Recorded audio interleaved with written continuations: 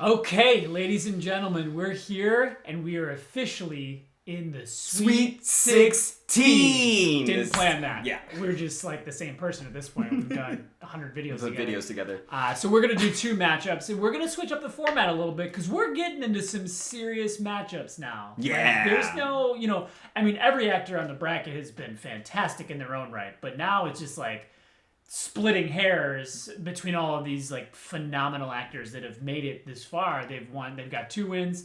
We'll see who can get 6 wins and be crowned 6 wins best actor. Yeah. But the matchups we're reviewing, we're going to go the number 1 seed, Leonardo DiCaprio, versus the number 5 seed, Philip Seymour Hoffman. Yeah. We ran this poll. And then the other one we're going to do is the number 3 seed, Christian Bale, versus the number 2 seed, Daniel Day-Lewis. So fantastic 4 actors there. Matt, you want to take it from here and kick us off? Tell everyone what we're going to be doing here? Yeah, these matchups, like you said, are. I don't think there's a better set of matchups in any of the regions for Sweet 16, it's a little disheartening because like 2 of these guys get knocked out, and I think if they were in a different region, they could have been the 2 guys to go to the Elite 8. Totally. So because these matchups are so good, I had this idea. Okay. Obviously we did a poll and the winner is going to be who got the more votes. Mm. But I want to ask you a question. Okay.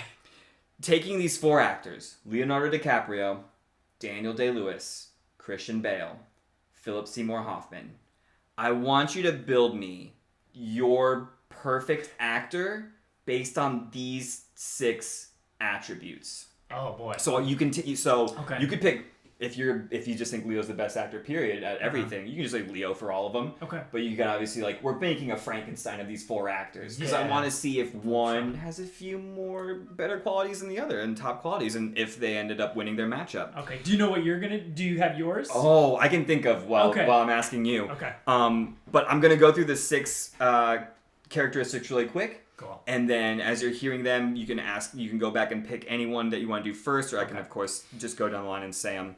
So we're gonna pick hair. Hair is very important for an actor. The best hair. Well, you don't have to. Do you want to hear all 6? Or do you just want to pick? Okay. Give me the so we're gonna 6. do hair, face, voice. Very important for an actor. This is in the silent films. Body. Check out that bod. Comedic chops, like their ability to play funny roles. And then dramatic chops, their ability to play kind of like more serious, portray emotions and nuance, things like that. Okay. So, do you want to just start at the top, or was there one that you're like, I have an easy, quick answer for one? I have 3 easy, quick answers. Oh, okay. Hair. Hair. Give it to Leo. Leo. I think that's fair. Body. Body. Give it to Bale. Right on. Comedic chops. Give it to Hoffman. Hoffman. All right. Okay.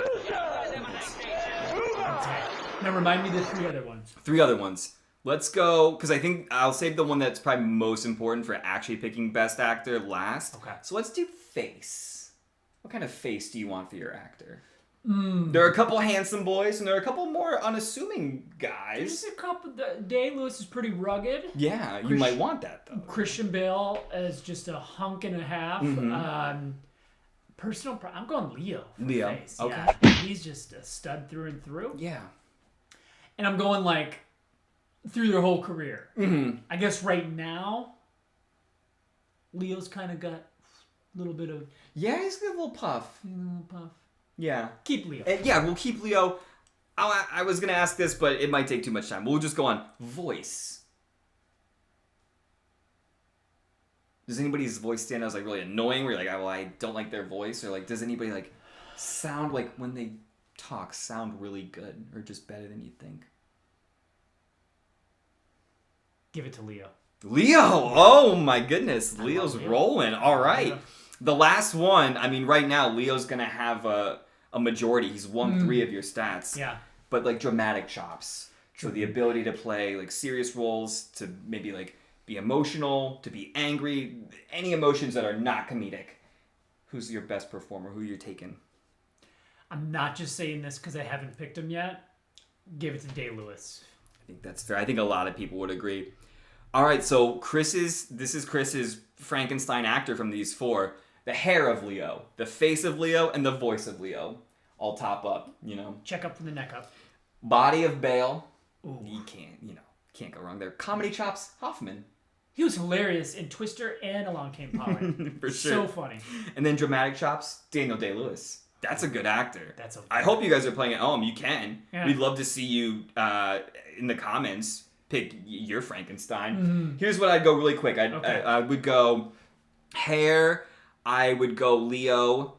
Face. Here's the thing. The question I was going to ask is, do you think when you pick a face like Leo, it's too limiting in roles? Because like you said, there's some rugged faces.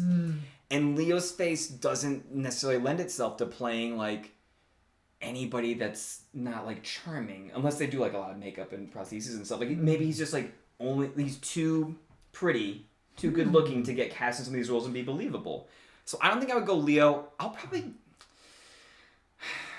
I will actually go Philip Seymour Hoffman for face. I like it because it's I love Hoffman face. Okay. I think it's a better chameleon face. And it can play in all different facets. I also would have accepted Daniel Day-Lewis from myself. I'm talking in third person. I would have also accepted Daniel Day-Lewis as a correct answer. So I'm going to go Leo hair, Hoffman face. Okay. So you didn't mention, why not Bale's face? What's wrong with Bale's face? I think if I said Leo's face is too pretty and then I picked Bale's face because he's also very handsome. But I think they have put him in roles where he's a bit more rugged. Like in The Big Short, they make him really just like dorky. He's like this like dorky stats guy who knows like the housing bubble's gonna crash.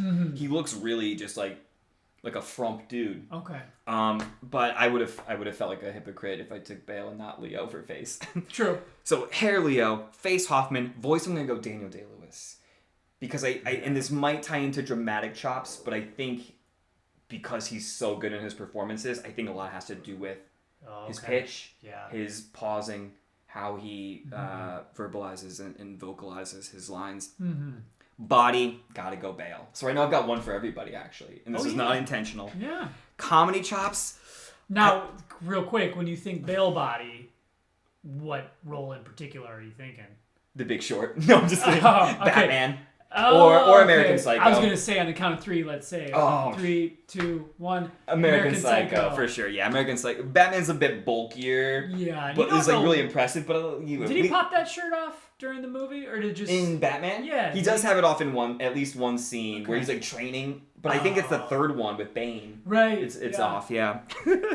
Comedy chops. I'm likely to agree with you on Hoffman. I was like Hoffman or Day-Lewis because I don't feel like Leo or Bale do that much for me comedically. I don't think Leo has made me laugh one time. He's kind of funny in Django though, but it might just be because his character and I'll throw out. I'll agree with you. Hoffman comedy and Day-Lewis drama. So I've got like a Leo Hoffman, Lewis, Bale Hoffman Lewis. So I have like a weird tie, and I actually went lower on Leo and Bale. So I would be interested to see if you guys have any thoughts on that and want to comment on it. Yeah. But that was just a fun little Frankenstein game because these actors were so good. We probably won't do this all the time, or who knows, maybe not even again. But these actors are also good, and I feel like you have a case for almost any of them in any of these parts. Right.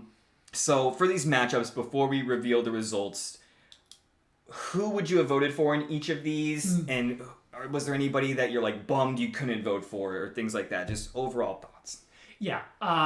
So between Leo and Hoffman, it's very close, but I would go Leo. Go Leo.